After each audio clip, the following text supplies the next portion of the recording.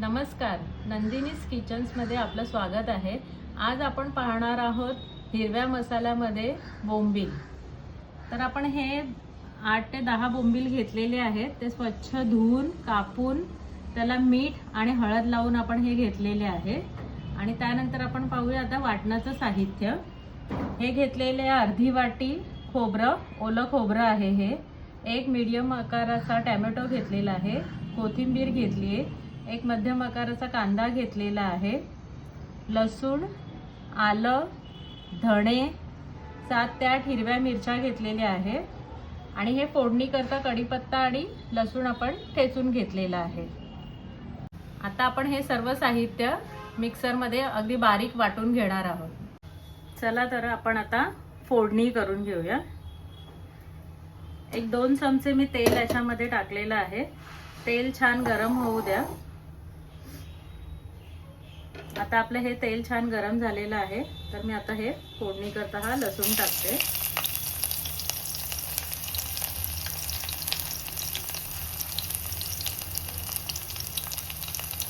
कढीपत्ता टाकला,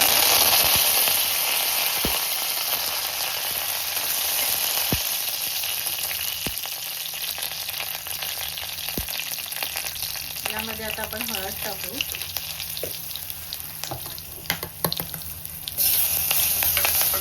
आणि हे वाटण टाकू।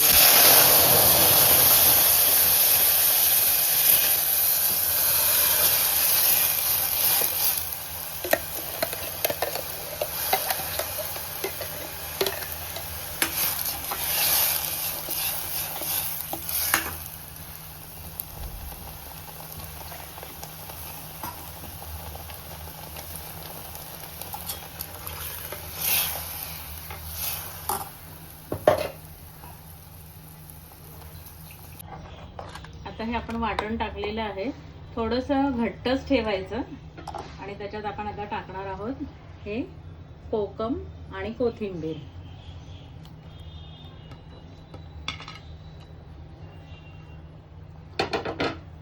बोंबलाला आपण मीठ लावलेलंच आहे, फक्त याच्यामध्ये थोडंसं म्हणजे चवीनुसार तुम्ही मीठ टाका। आणि आता ह्याला चांगली उकळी येऊ द्या। चांगलं उकळलं की त्याच्यात नंतर मग आपल्याला बोंबील सोडायचे आहेत, कारण आधीच जर सोडले तर ते जास्त शिजतील, म्हणून आपण चांगली ह्याला उकळी येऊ द्या। आता आपल्या या मसाल्याला छान उकळी आलेली आहे आणि मग त्याचा जो कोकमाचा आंबटपणा पण छान त्याच्यामध्ये उतरला असेल। आता आपण याच्यामध्ये बोंबील सोडूया।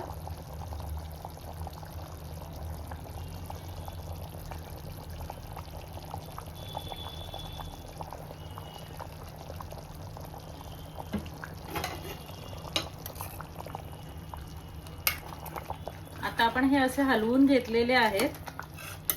आता याच्यानंतर त्याला पुन्हा चमचा त्याच्यामध्ये टाकायचा नाहीये, म्हणजे पुन्हा हलवायचे नाहीये। सर्विंग करताना तुम्हाला वाढून घ्यायचे आहेत, तोपर्यंत असे हे 5 ते 7 मिनिटं छान उकळू द्या।